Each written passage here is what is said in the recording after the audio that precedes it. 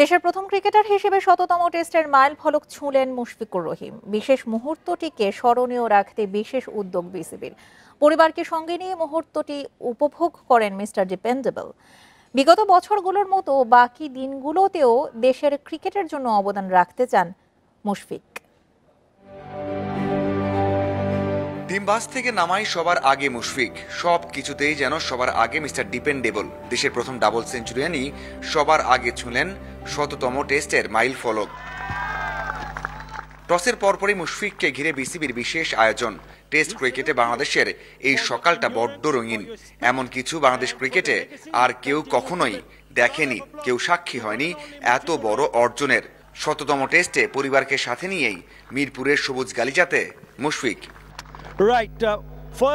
হাবিবুল বাশার, যিনি প্রথম test cap পরিয়ে দিয়েছিলেন মুশফিককে, এখানেও সেই দায়িত্ব পালন করলেন। আকরাম খানও ছিলেন সেই আয়োজনে। বিসিবি সভাপতি আমিনুল ইসলাম ও পরিচালক নাজমুল আবেদিন ক্রেস্ট তুলে দেন মুশফিকের হাতে। ক্রিকেটারদের অটোগ্রাফ সম্বলিত জার্সি বাধাই করে দেয়া হয় মুশফিককে। আবেগঘন এই মুহূর্তের সাক্ষী হয় মুশফিকের পুরো পরিবার। মেয়েকে কোলে নিয়েই জানিয়েছেন প্রতিক্রিয়া।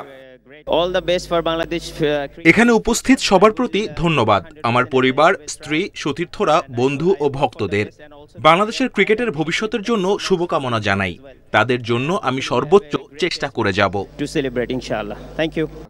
মুশফিকের পরিশ্রম, দলের প্রতি নিবেদন সবার জানা। অধিনায়ক নাজমুল শান্তর কাছে মুশফিক এক অনুপ্রেরণার নাম।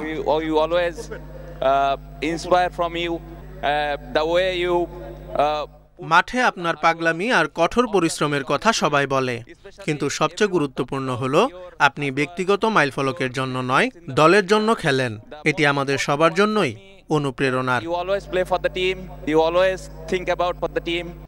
টেস্ট ক্রিকেটের জনপ্রিয়তা আগের মতো নেই। প্রতিপক্ষ আয়ারল্যান্ড বলে গ্যালারিও ফাঁকা। তবে মুশফিকের বিশাল ছবি শোভা পাচ্ছে গ্যালারি জুড়ে।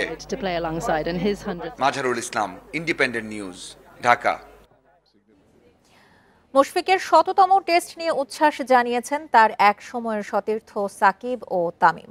সামাজিক যোগাযোগ মাধ্যমে পোস্ট দিয়ে অভিনন্দন জানিয়েছেন সাবেক ও বর্তমান আরও অনেকে। তামিম স্মৃতিচারণ করেন ছেলেবেলা থেকে একসঙ্গে খেলার দিনগুলো।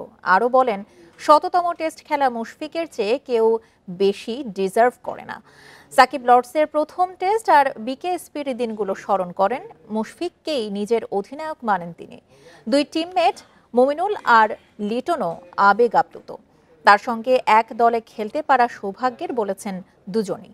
পাশাপাশি পারভেজ ইমন, জাভেদ ওমররাও জানিয়েছেন শুভেচ্ছা। বাংলাদেশ ক্রিকেট বোর্ডও তাদের সোশ্যাল হ্যান্ডেলে পোস্ট দিয়েছেন।